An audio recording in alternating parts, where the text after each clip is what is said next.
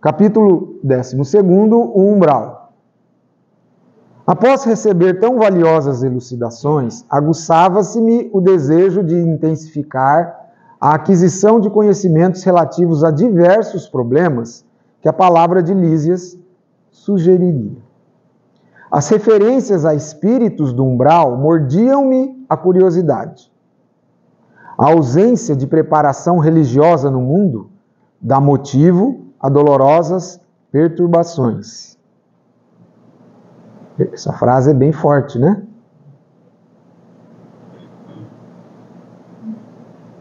Não generalizando. Ele não tinha nenhuma preparação religiosa, o próprio André Luiz, né?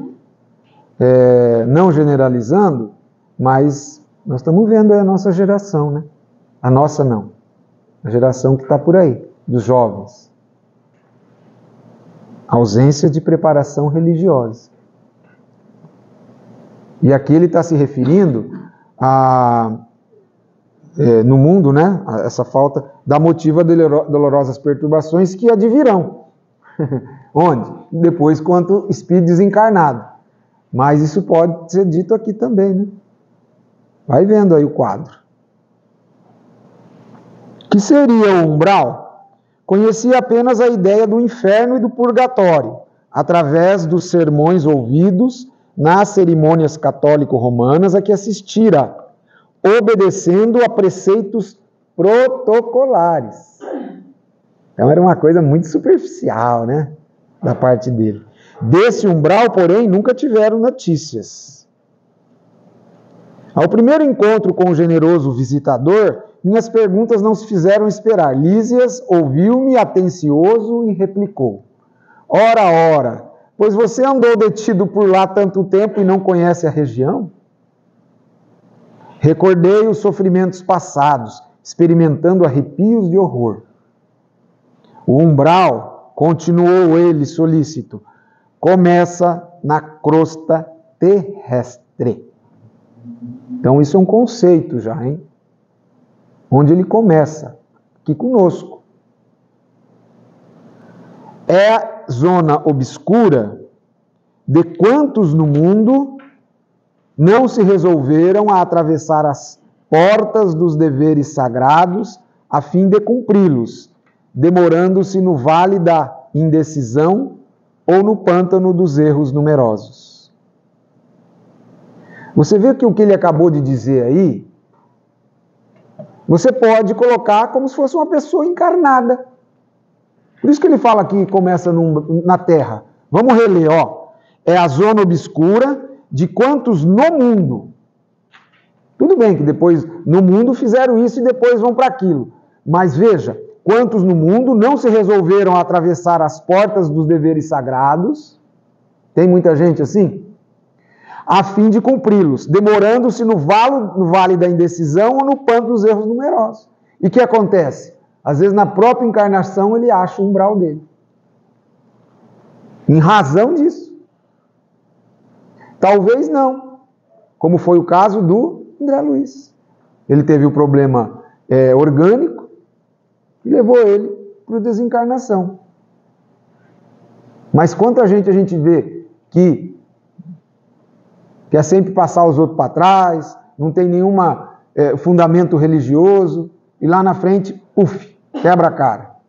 E aí só vai para baixo, piora. Depressão, quando não, e depois, suicídio. Então, muita gente hoje na Terra que está se suicidando, você pode pôr nessa conta aqui, ó. Nessa conta. Não é? Até espírita. Eu não sei se a gente pode dizer que é espírita. Não é? Mas pode pôr. E aí encontra um umbral. Aí desencarna, só continua. Quando o espírito reencarna, promete cumprir o programa de serviços do Pai.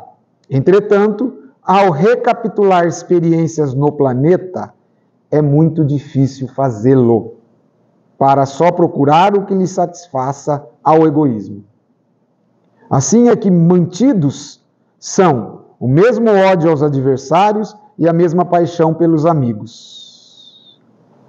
Gente, olha aí, vamos aprofundar um pouco. Ó. Entretanto, ao recapitular experiências no planeta, aí ele fala isso daí. Recapitular. O que significa? Vivê-las novamente.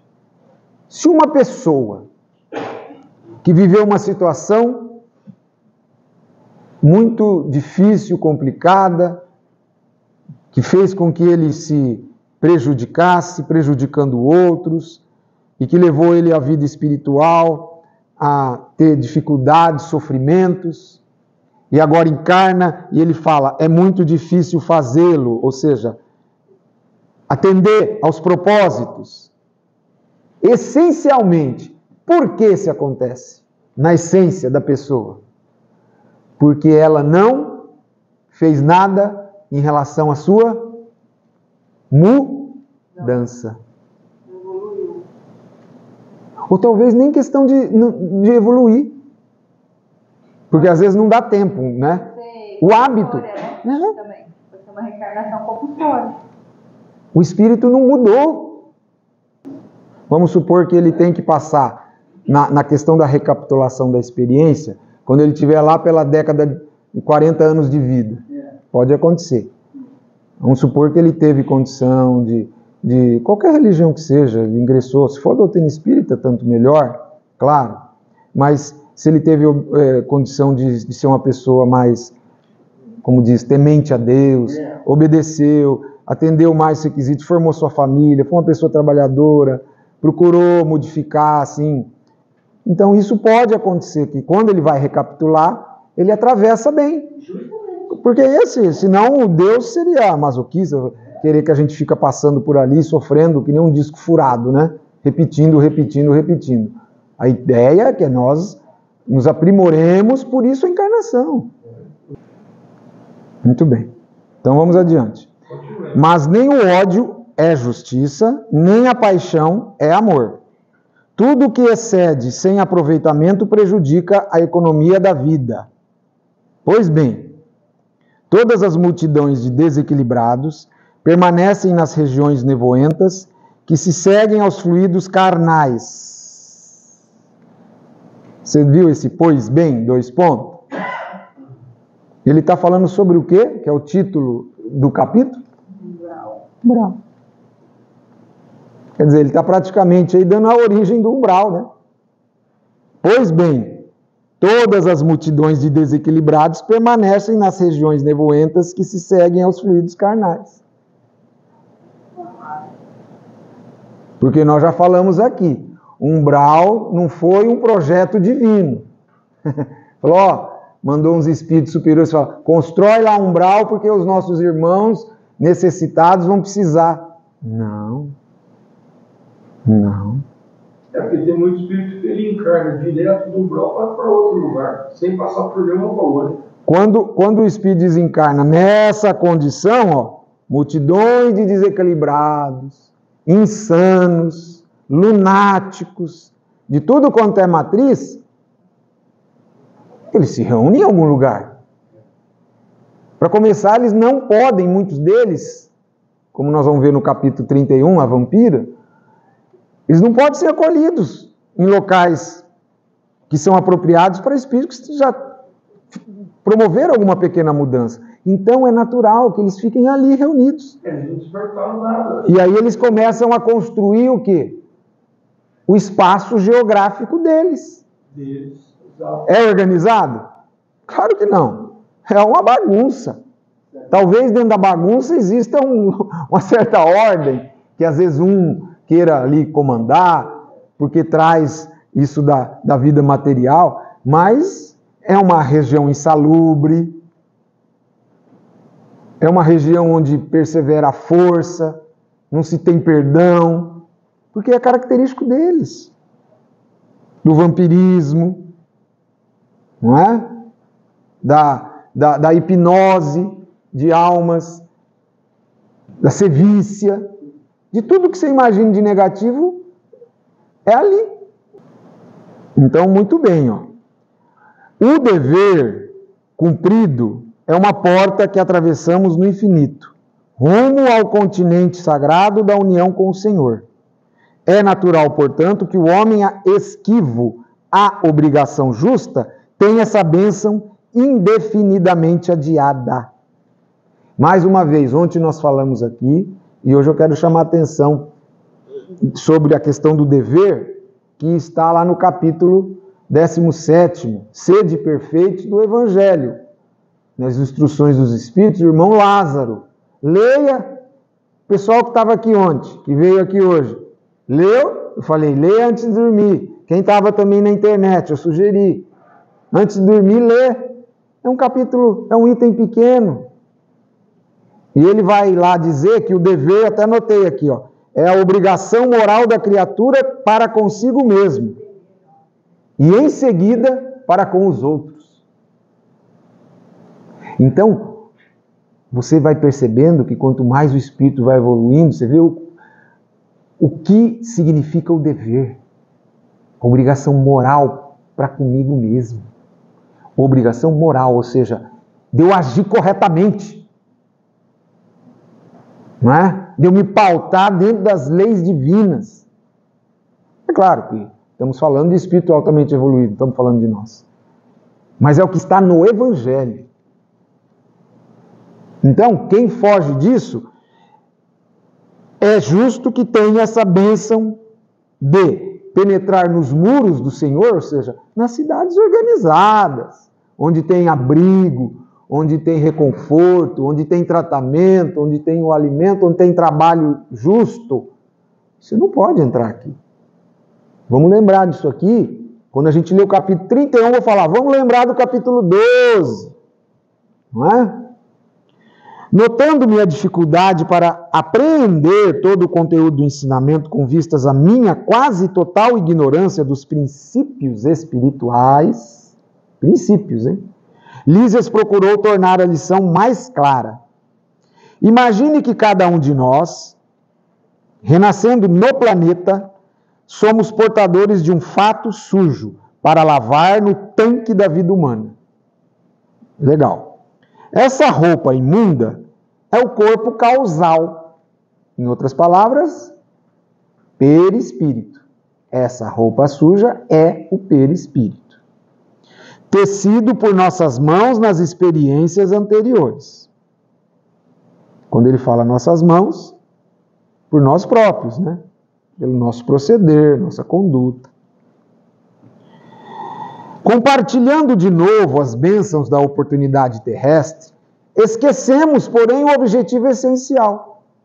E ao invés de nos purificarmos pelo esforço da lavagem, manchamo-nos ainda mais, contraindo novos laços e encarcerando-nos a nós mesmos em verdadeira escravidão. Ora, se ao voltarmos ao mundo procurávamos um meio de fugir à sujidade, pelo desacordo de nossa situação com o meio elevado, como regressar a esse mesmo ambiente luminoso, espiritual, em piores condições? Você falou que você ia lavar a roupa, você voltou mais sujo. Nossa, deve ser muito triste, né? Será que nós não estamos voltando? Ué, é justo perguntar. Cabe, porque nós estamos sendo aquinhoados com muita coisa. Porque voltar com a roupa suja não significa só cometer danos, mas é essencialmente você ter noção do que deve ser feito e não fazer. Isso pode ser uma roupa suja entre aspas. Porque eu falo isso, não é com nenhum intuito, você sabe. É para a gente refletir. Não é? Ó, nós estamos lendo aqui, ó, eles, está vendo? Como são eles? Não, nós. O umbral funciona, portanto, então dentro desse exemplo que ele deu, o umbral funciona, portanto, como uma região destinada a esgotamento de resíduos mentais.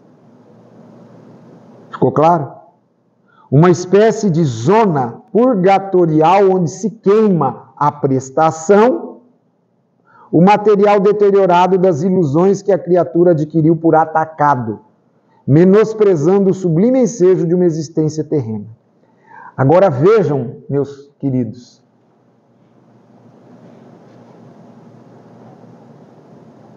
informações de que o umbral é 2 vezes maior do que a dimensão da crosta terrestre.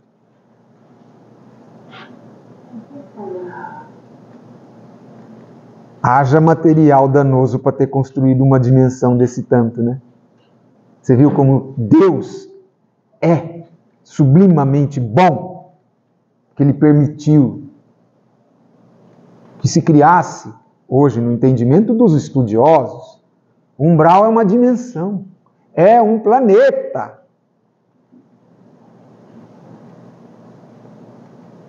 Nosso lar é uma cidade, existem outras. Não é? A alvarada nova não está especificamente na dimensão umbralina.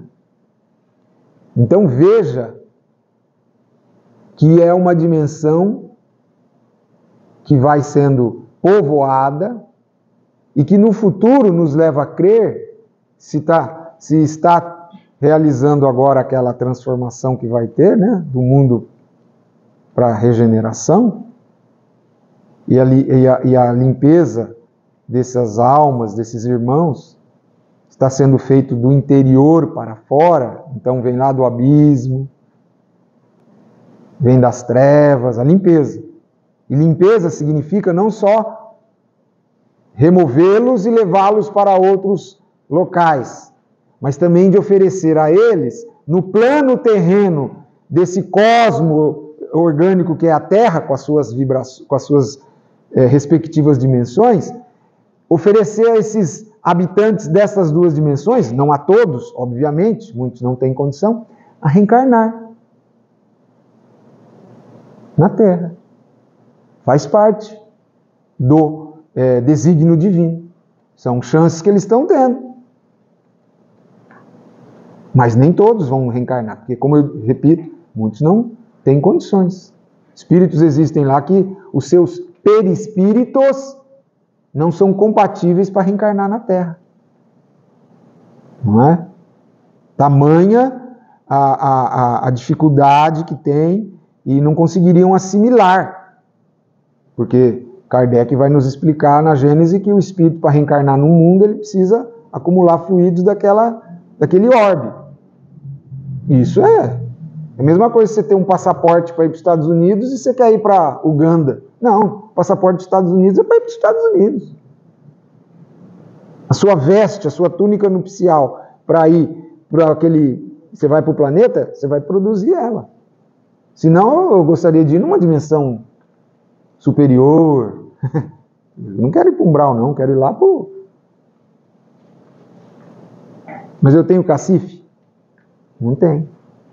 Não é? Não tem condição. Mas, ó, vamos também... Peraí. Não é isso, não. Vamos ver. Umbral é uma dimensão, é um planeta onde existem nem todo espírito que mora no umbral. Quem é Dona Veneranda? Onde ela mora?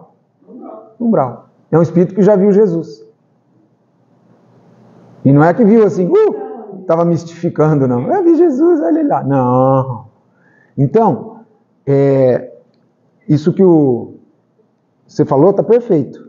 Só que não vamos ter a ideia de que assim, nós vamos desencarnar e aí talvez não precise nem passar por umbral. E isso acontece com almas, obviamente, mais elevadas. Mas passar pelo umbral não significa assim, vamos dizer, não sei se vocês podem entender o que eu vou falar, uma coisa assim, muito, extremamente negativa, porque vai ser bom para nós. Porque o dia que a gente não precisar avançar nessa direção, é sinal que nós estamos muito bem, graças a Deus, como é o caso de espíritos luminares. Mas nós vimos aí que há espíritos missionários que voluntariamente, com amor, estão trabalhando e vivendo no umbral.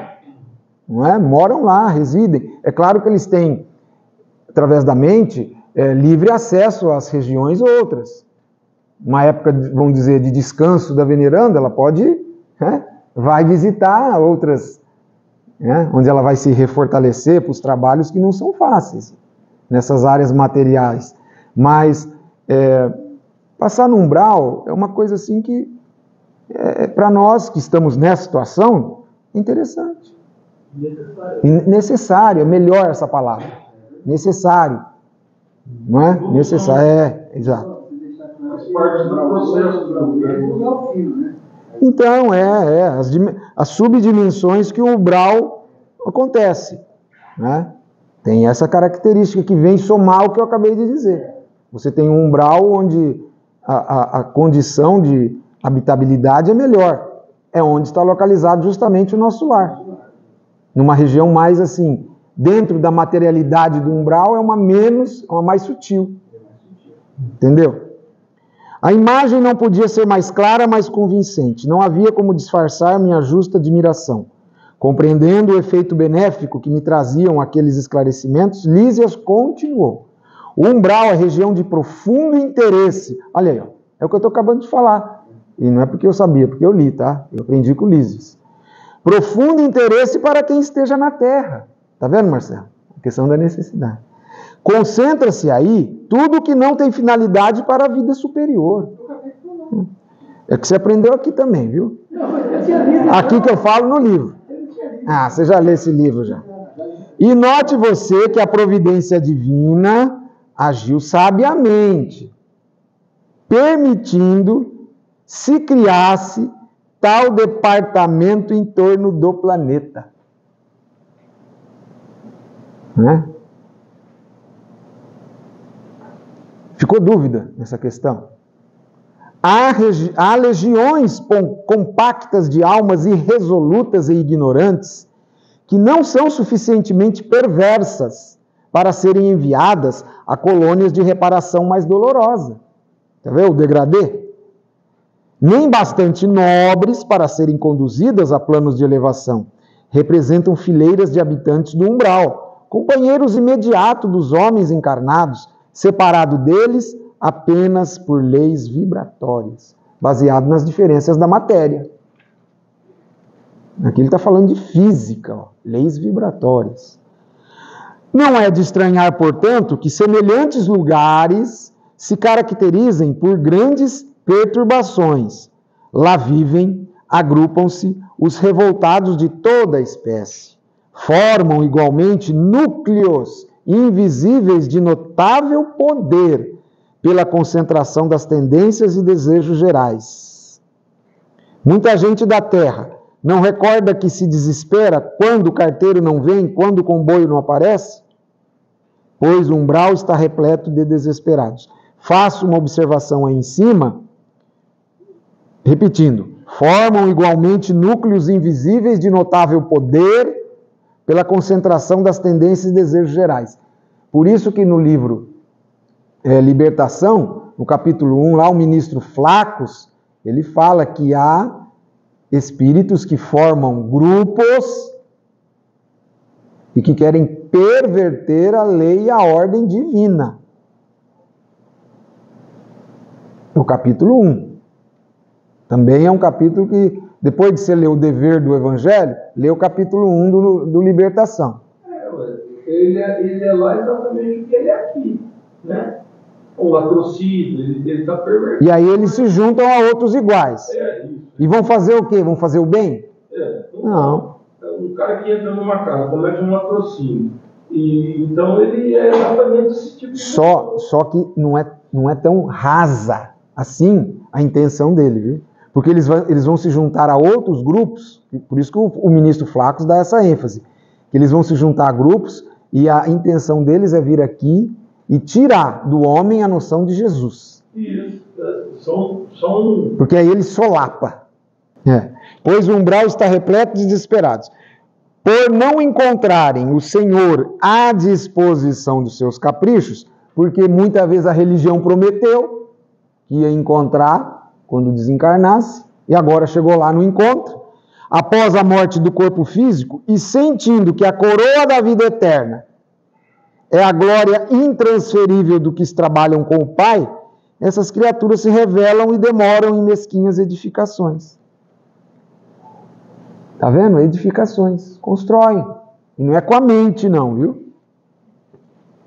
Nosso lar tem uma sociedade espiritual, mas esses núcleos possuem infelizes, malfeitores e vagabundos de várias categorias. É zona de verdugos e vítimas, de exploradores e explorados. Valendo-me da pausa, que se fizer espontânea, exclamei impressionado. Como explicar? Então não há por lá defesa, organização? Sorriu o interlocutor esclarecendo. Organização é atributo dos espíritos organizados. Que quer você? A zona inferior a que nos referimos é qual a casa onde não há pão. Todos gritam e ninguém tem razão. O viajante distraído perde o comboio. O agricultor que não semeou não pode colher. Uma certeza, porém, posso dar-lhe. Não obstante as sombras e angústias do umbral, nunca faltou lá a proteção divina. Esse eu não vou me recordar agora, mas é um dizer de um espírito que trabalha, numa das obras do André Luiz, ele trabalha em regiões de profunda maldade, de agressão, de violência. Não sei se nas trevas ou no abismo. E essa afirmação ele repete. Por mais que seja um local que você não tem dimensão do que acontece lá, em termos de injúria, de violência, ele jamais viu o desamparo divino. Para as pessoas que sintonizam. Né? Então, todos lá estão se esmerilhando, que nem aquela história do porco-espinho, né? Um encostado no outro, com as suas maldades, até que entra numa estafa. Né? Cada espírito lá permanece o tempo que se faça necessário. O que é isso aí? Quando a gente... Não, é outra coisa assim. Quando a gente reencarna com isso aqui, por isso que dá a ideia na Igreja Católica das penas eternas. Porque tem espírito que fica lá 6 meses, 1 ano, 10 anos. Tem espírito que fica lá 200, 300, 500. O que ele traz? O que às vezes ele informa até em livros que ele escreve, né? Ou até através da intuição de espíritos que estão por lá, que as penas são eternas para quem está lá no fogo do inferno. Na verdade não são, mas cada espírito lá permanece o tempo que se faça necessário. Para isso, meu amigo, permitiu o Senhor se erigissem muitas colônias como esta, nosso lar, consagradas ao trabalho e ao socorro espiritual. Aí, a presença divina. Creio, então, observei, que essa esfera se mistura quase com a esfera dos homens. Está falando do umbral. Sim, confirmou o dedicado amigo. E é nessa zona que se estendem os fios invisíveis que ligam as mentes humanas entre si. Vendo?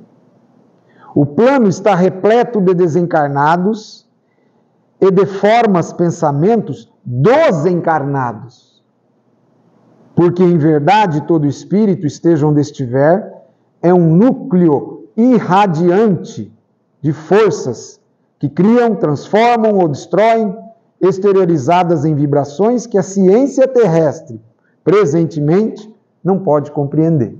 Em outras palavras, a ciência. A ciência ainda não entende essa energia fluido-magnética, né? Que o Espiritismo nos descortinou já. Quem pensa está fazendo alguma coisa alhures. Está vendo? Você está pensando aqui, você está fazendo alguma coisa em outro lugar. Esse fazendo significa, em termos da ação do seu pensamento. E é pelo pensamento que os homens encontram no umbral os companheiros que afinam com as tendências de cada um. Toda alma é um imã poderoso. Há uma extensa humanidade invisível que se segue à humanidade visível. As missões mais laboriosas do Ministério do Auxílio são constituídas por abnegados servidores, no umbral, porque se a tarefa dos bombeiros nas grandes cidades terrenas é difícil, pelas labaredas e ondas de fumo que os defrontam, os missionários do umbral encontram fluidos pesadíssimos, emitidos sem cessar por milhares de mentes desequilibradas na prática do mal, ou terrivelmente flageladas nos sofrimentos retificadores. É necessário muita coragem e muita renúncia para ajudar a quem nada compreende do auxílio que se lhe oferece. Antes da gente concluir, é por causa dessa afirmação aqui final do parágrafo, que para você entrar para ser um samaritano de resgate, não é para qualquer um, não. Em todas as obras de André Luiz, nas que nós estamos acompanhando agora do Dr. Inácio e talvez em outros livros, os grupos de resgate que vão trabalhar nessas áreas, sempre existem considerações do cuidado com o pensamento, de que nós poderemos ser aprisionados por ele. Leia lá a Libertação. André Luiz, o Gúbio e o Eloy vão lá nas trevas para o resgate do Gregório e eles ficam lá prisioneiros. Eles prendem. Eles vão para um quarto para passar a noite. Eles, após ter falado com o Gregório lá, eles são colocados num quarto. A janela tem grades. Até o Gúbio, que é o espírito mais preparado dos três, fala, ó, não toca aí não. Nas grades. Você vai levar o que vai acontecer? Um choque. Porque se alguém toca na grade, pode estar tentando o quê? Não toca aí não. Ele já... E em determinado momento, o Gregório avança, depois, quando ele está conversando, ele fala para o Gúbio, se eu quiser, eu posso pegar vocês e exterminá-los. Mais ou menos uma coisa assim. E ele reconhece, humildemente, você poderá fazer isso. O Gúbio, falando para o espírito Gregório. Então essas missões de resgate, que nós vamos ver no nosso lar, nos mensageiros, né? Em outras obras, principalmente nessas, Libertação Obreiros da Vida Eterna, não é para qualquer um. A pessoa tem que ter um alto preparo. Não é? Você vai ter que mudar a sua composição perispiritual, porque você vai mudar de dimensão. Dr. Inácio, nas obras, e até nessa, da libertação, eles passam mal. O André Luiz tem dificuldade, Eloy também, eles têm que parar, respirar. Dificuldade extrema, né? Porque não são assim espíritos muito treinados para aquilo. Eles foram naquela... Agora aqueles que vão habitualmente têm mais condições. Não é? André Luiz estava ali para trazer notícias para nós da situação, mas passou por dificuldade. Também nós precisamos entender que eles estão nas telas, aí ele vai no limiar do abismo, ele já estava quase entrando no abismo. Tem um livro do Dr. Inácio que chama-se No Limiar do Abismo. Ele também cita algumas reuniões de grupo que são verdadeiras dificuldades para fazer resgate, até para fazer visita. Interrompera-se Lísias. Sumamente impressionado, exclamei: ah, como desejo trabalhar junto dessas legiões de infelizes, levando-lhes o pão espiritual de esclarecimento.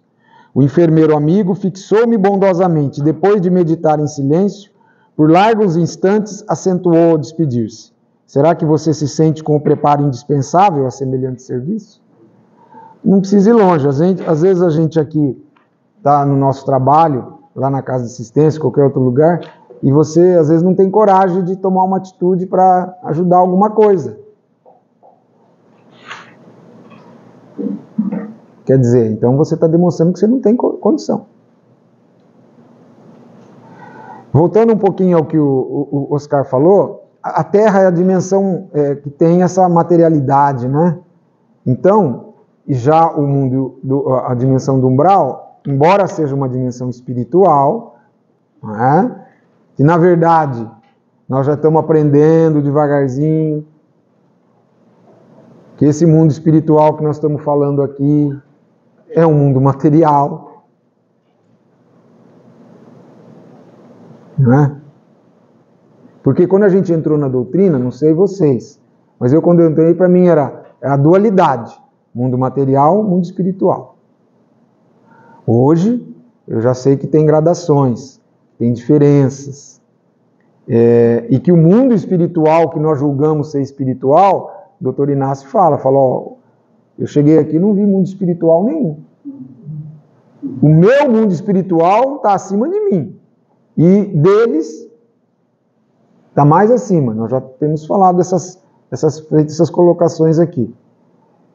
Vocês receberam o que eu escrevi aqui, ó, o que está escrito, quer dizer, perdão, neste livro, e não sei se todos leram, mas só uma colocação aqui, não é a leitura toda, mas só para reforçar.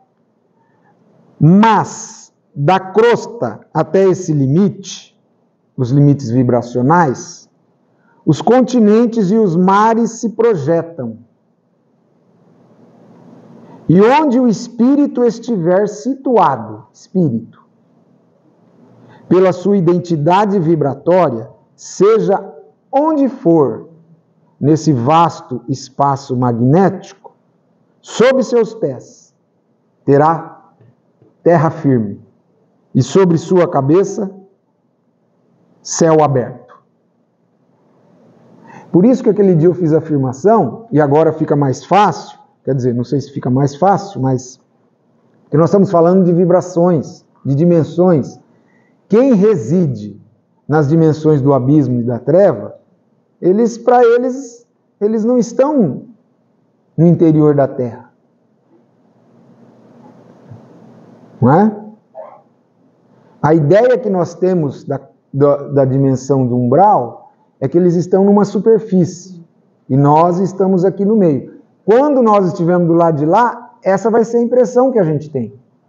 O pessoal da Terra encarnado está no meio. Mas se estivesse no meio, não tinha chão para pisar e nem céu aberto sobre a cabeça. Né? Então tem coisa que a nossa cabeça, o nosso entendimento, vai precisar de outros recursos. E a física está trazendo esses recursos. Não é? Que começaram a mudar enormemente com Einstein, no começo do século, com a teoria da relatividade. Não é? Então, para entender, hoje, a gente lê os livros, esse pequeno livro aqui, ó, As 7 Esferas da Terra, comenta de todas essas esferas, dá exemplos, claro, dentro da possibilidade de cada uma, porque a esfera mais alta é a das diretrizes do planeta. Então não há, a princípio, notícias claras de como é essa dimensão. Mas o nome já empresta um entendimento, né? Não é? E quando a gente está falando das dimensões, note, nós estamos falando de uma morada do Pai. Estamos falando da Terra, que tem abaixo dela abismo e trevas, acima dela umbral, arte, ciência, cultura, amor fraterno universal e as diretrizes do planeta. 7. Nós estamos falando de um conjunto que se refere à humanidade terrena. Isso daqui não é o universo não, hein? Em certo momento eu pensava que isso era o universo. Não, isso é um planeta. E cada uma dessas dimensões tem as suas subdimensões. Tem os seus modos de vida. Não é? Que nós estamos tendo uma ideia aí, André Luiz trouxe, O espírito Ney Lúcio, no Sementeiras da Luz, vai dizer que a ideia que ele conseguiu trazer para nós foi muito opaca, difusa, que a realidade é muito outra dessa descrição de nosso lar, outra no sentido de muito mais coisas, não é? Então nós vamos aos poucos avançando. Nas outras obras do André Luiz nós vamos aprofundar essas questões. Aqui mesmo, no capítulo, se não me engano, 34, o nome dele é Trevas. Ou seja, o irmão que estará conversando com o André Luiz vai falar sobre a dimensão das trevas. Aqui, ó, já nós vamos ter esse capítulo, tá? E aí, oportunamente, poderemos fazer aprofundamentos, tá bom?